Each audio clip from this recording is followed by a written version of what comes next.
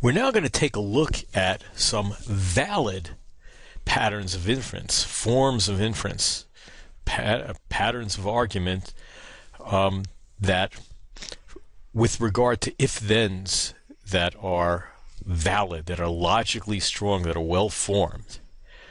And let's start. But remember, I mentioned earlier that they're going to look a lot like some forms of arguments from the predicate logic, from categorical logic. And let's, for example, take our first good pattern of inference from predicate logic. All A's are B's, X is an A, X is a B. Remember, all men are mortal, Socrates is a man, therefore Socrates is mortal. Good form of argument. And remember, when we were looking back at the propositions on the last slide, we said all men are mortal sounds a little bit like if Socrates is a man, then Socrates is immortal. That there's another way of making that same argument using an if-then. And if you notice, there's an inference in propositional logic that's perfectly analogous to that one. Remember, we said if Socrates is a man, then he's mortal. Socrates is a man, that's what P is. Q is Socrates is mortal. The conclusion. So these two, this, by the way, is something called, has a Latin name, modus ponens. You can just remember it as MP. Don't ask me what modus ponens is. It means, actually, in Latin, look it up in the internet, because candidly, at some point in my life, I'm sure I knew, but right now, I don't have any idea. But just remember, that looks like a really good form of inference, the same way that the same one did in the predicate logic that we learned. Let's look at the next form of inference that we said was a good one in the predicate logic. That is, all A's are B's, X is not an A, X is not a B, the second one, but we're going in the not direction, negative, so we can conclude that X is not an A. If you want to go back in your notes, you can go back and take a look at the diagrams that we made to show how this works. It is a valid, and it's one of the few valid, logically strong forms of inference. Well, in propositional logic, we have an analogous kind of argument that's also good. If P, then Q, not P, therefore not Q. And we'll actually go through a few examples to try to convince you that something like this works, and you'll see that they're analogous, but you can see, at least initially see, same way all men are mortal, Socrates is not mortal, therefore, so let's put all men are mortal, Zeus is not mortal, therefore Zeus is not a man.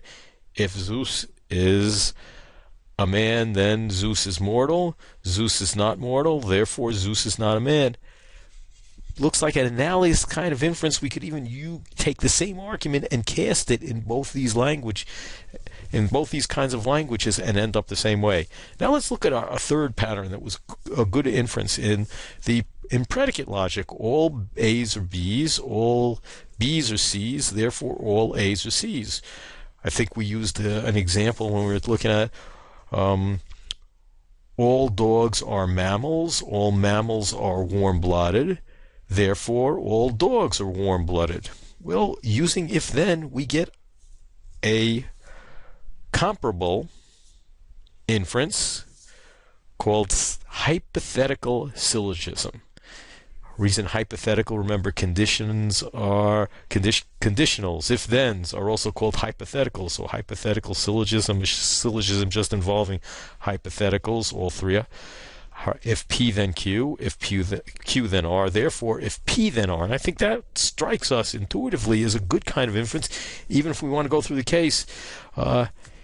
If Spot is a dog, then Spot is a mammal. If Spot is a mammal, then Spot is warm-blooded. Therefore, if Spot is a dog, then Spot is a mammal.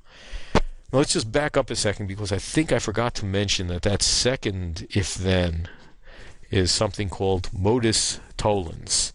And another Latin word, you can just remember it as MT for hypothetical syllogism. Remember HS. And just remember, look, modus ponens looks like that first pattern of inference. Good one. Modus tollens looks like the second pattern of inference.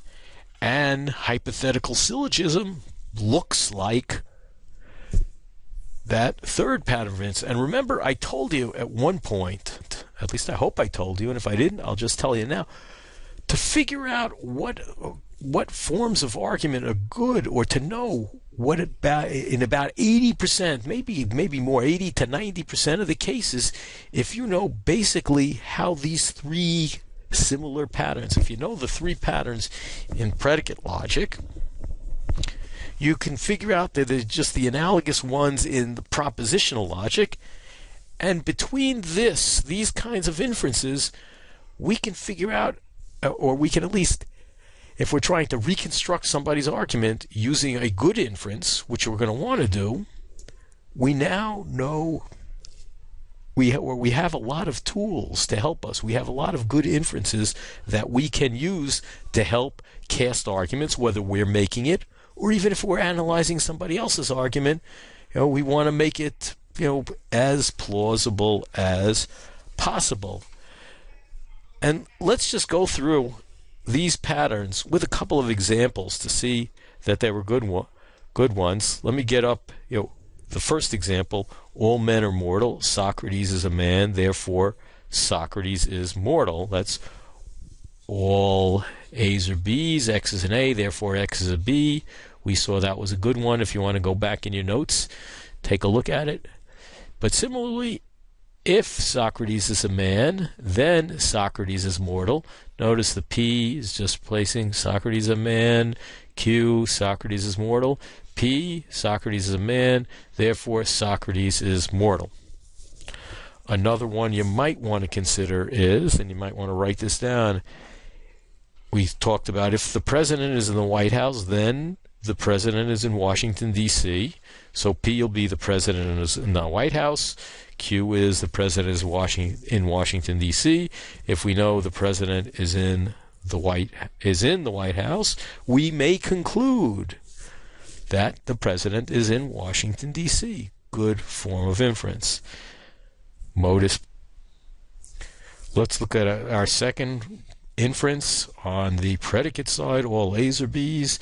X is not a B, therefore X is not an A. Remember, I told you with this one we're going left to right is the good direction. We don't have a not, but we do have the first one. We can conclude the second one.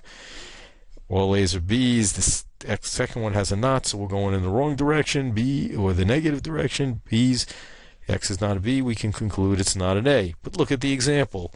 All desserts are sweet. I know some of my students in some of my classes sometimes tell me that that's wrong. I happen to disagree, but all desserts are sweet. Lima beans are not sweet, therefore lima beans are not a dessert. The analogous one in the propositional calculus using modus tollens, which is sometimes called denying the antecedent. Let's stick to modus tollens. We'll get less confused. We're going to see, okay, if P then Q, not Q, therefore not P. If lima beans are a dessert, then they're sweet. Lima beans are not sweet, therefore they're not a dessert.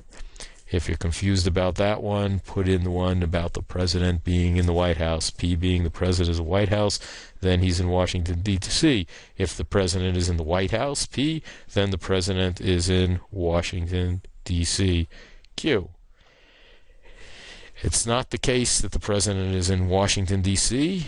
Well, obviously, there's no way he could be in the White House at that point, not P.